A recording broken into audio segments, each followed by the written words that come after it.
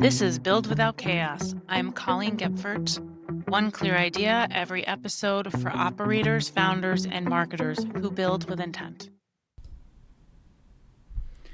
There's a pattern I keep hearing in leadership conversations lately. Calm keeps getting framed as slow, as hesitation, as a lack of ambition. I hear it most when pressure is high, when timelines compress, expectations stack, and leaders feel watched. In those moments, calm starts to look risky.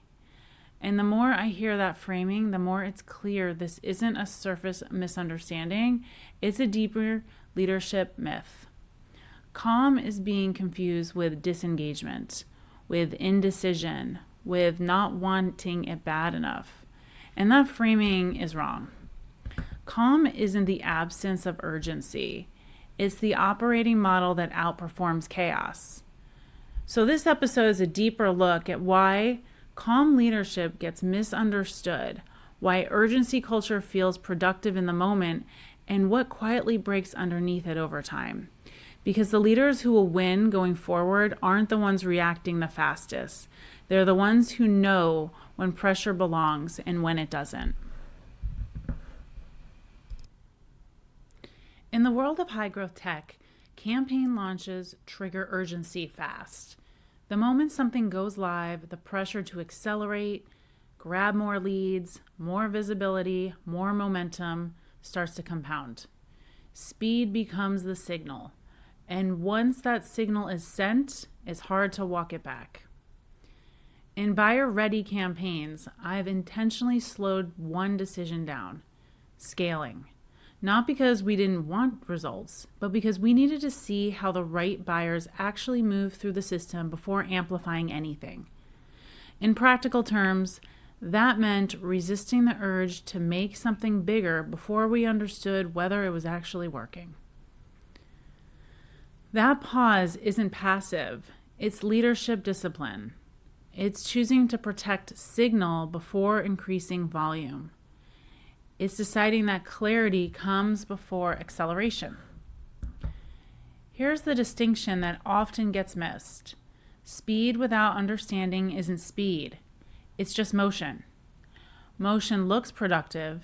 It feels responsive. But motion without clarity creates rework, misalignment, and pressure that compounds in the wrong places. When we waited, we got clarity. We saw where buyers moved cleanly, where they dropped in the funnel, and where expectations didn't match reality. And when we did scale, we scaled with confidence, without whiplash, without setting expectations, and without burning the team out. Calm didn't slow performance, it protected it. Calm leadership doesn't remove pressure, it decides where pressure belongs. I've also been in environments where urgency wasn't situational, it was the default. 48-hour turnarounds were standard for forecasts, campaign launches, executive escalations. Everything arrived framed as critical. On the surface, it looked effective. Leaders were visible, decisions were constant, activity was high. From the outside, it looked like momentum. But what quietly degraded was follow-through. Projects were escalated, launched, and then never revisited. Outcomes weren't examined, decisions weren't closed, learnings didn't compound. This took time to recognize because the damage wasn't immediate. Deadlines were still hit, work was still shipping, but something more subtle began to erode. And that was trust in the actual signal. When everything is urgent, people learn quickly that most of it isn't. And when that happens, urgency loses meaning. Teams stop orienting around priorities and start orienting around noise. Decision quality drops, creativity narrows, people optimize for speed, not outcomes. The most dangerous part wasn't missed deadlines. It was erosion of belief. Teams stopped believing that urgency meant anything, and once that happens, leadership loses leverage. That's when urgency culture collapses. Not because people don't care, but because leadership trained them not to believe it. The shift isn't about saying no to urgency. It's about changing the question. Instead of how fast can we do this, it becomes what do we need to see before this deserves acceleration? Sometimes that means slowing one decision. Sometimes it means sequencing work instead of stacking it. Sometimes it means letting the system tell you the truth before amplifying noise.